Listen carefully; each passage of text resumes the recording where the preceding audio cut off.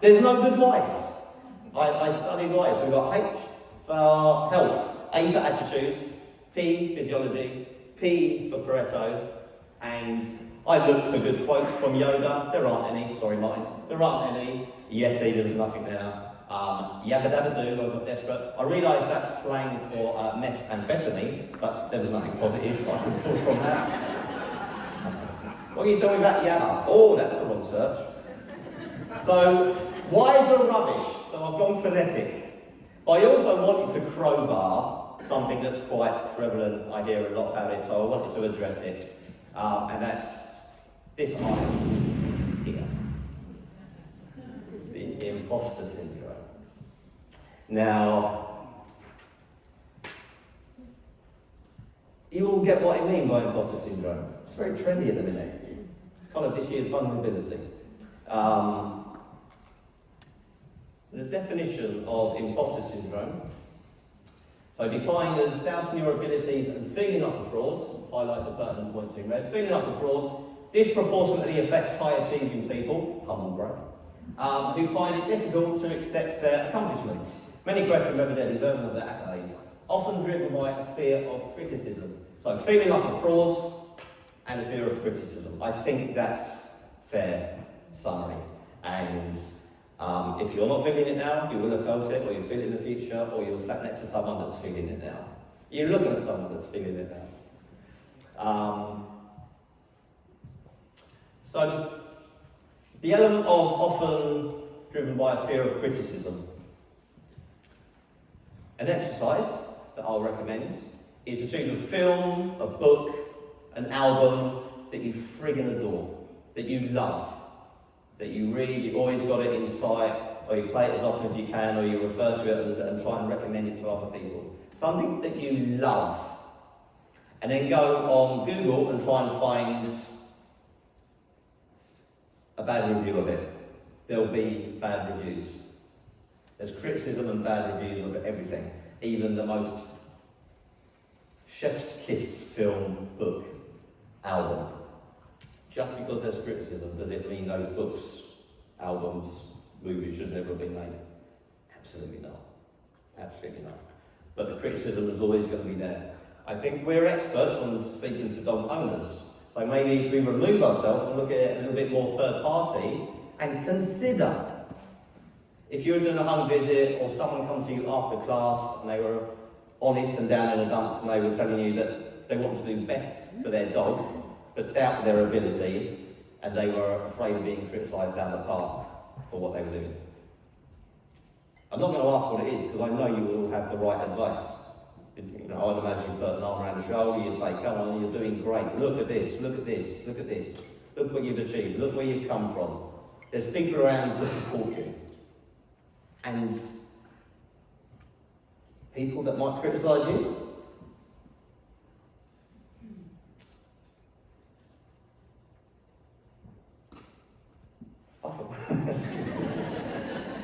in all honesty, you know, I scrambled, my vocabulary was limited, so I've gone for it.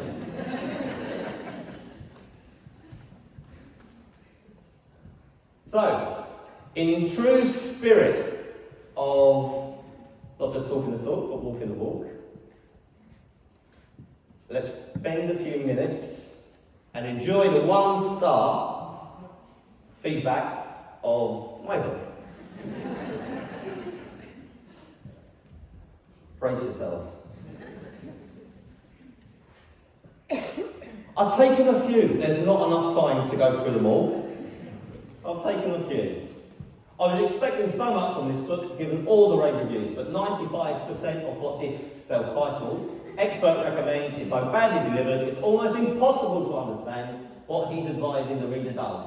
And don't get me started on the so-called humour. Wasn't going to, mate. And also, brackets. I've realised angry people use brackets. Loads. But they're on their own. And don't get me started.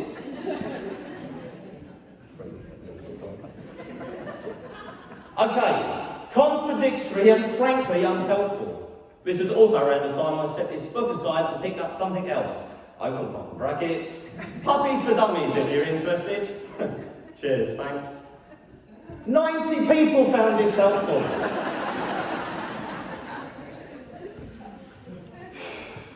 Breathing. I really didn't get on with this book. The font is obnoxiously large. I got St. Bernard. What's he like? Obnoxiously large. God. One of the most vague and verbose books I have ever read. I had to Google verbose when I read this. The most awful book I have ever read, which isn't very verbose a statement, I've learned. And also, Mein Kampf. Do you know what I mean? Be fair. Lost its squeak and nose within 3 days. Open brackets, very disappointed. Not even my book. The review was for something else. And left it there. 12 people found this helpful. Awesome. Thanks a lot. Clearly, open brackets, or so we are led to believe, some like his teacher style. But I won't be taking my dog anywhere near him. 200 pages of tedious, rambling fluff and filler, and 51 that may be worth reading. 51. Weirdly specific, forensic. Oh, 51. Weird though, let's say 50, mate. Okay. Not what I expected, as I was expecting to be simple, but no. It is as if half of the book was wrote by a 15-year-old Shakespeare. Thank you very much. My teachers would be so proud. 1 out of 5 stars. I love this one. I have been following this for 2 years and my dog is now taken to the vets and put on a diet because of the treats. I would not recommend this, but it was an alright idea. Takes away but then gives a little bit of Catholic guilt at the end there. I would not recommend it was an alright idea. 1 out of 5 stars, awesome. So as far as imposter syndrome, imagine the dog trainer that would never have imposter syndrome. Imagine the dog trainer that believes they know all there is to know.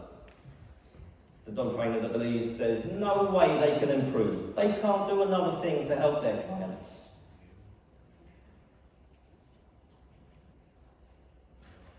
Would you want to swap places with that person? No. Not if you've got any sense at all. The fact that we can improve, the fact that there's that opportunity to improve, is what makes this job amazing. Amazing. And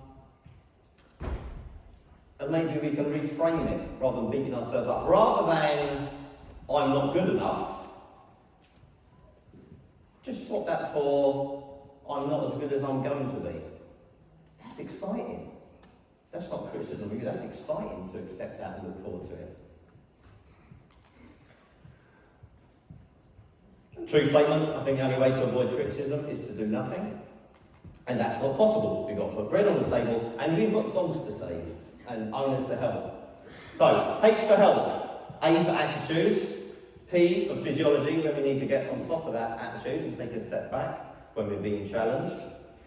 Pareto principle, look to apply that 80-20 audit on your business, on your services, on your happiness, on your misery. And adjusting. To change something, you need to change something. And then I for imposter syndrome, to accept really what it is, to accept what criticism really is. Okay, cool. I'm using that on taglines now. Very quickly, is there any questions? I'm still having my sign in my bookstore, even if they have got bad reviews. Yeah. That'd be a pleasure. Okay, so we're going to have a Q&A at the end of the day anyway, so if anything percolates and there are any questions, by all means. Until then, we're going to...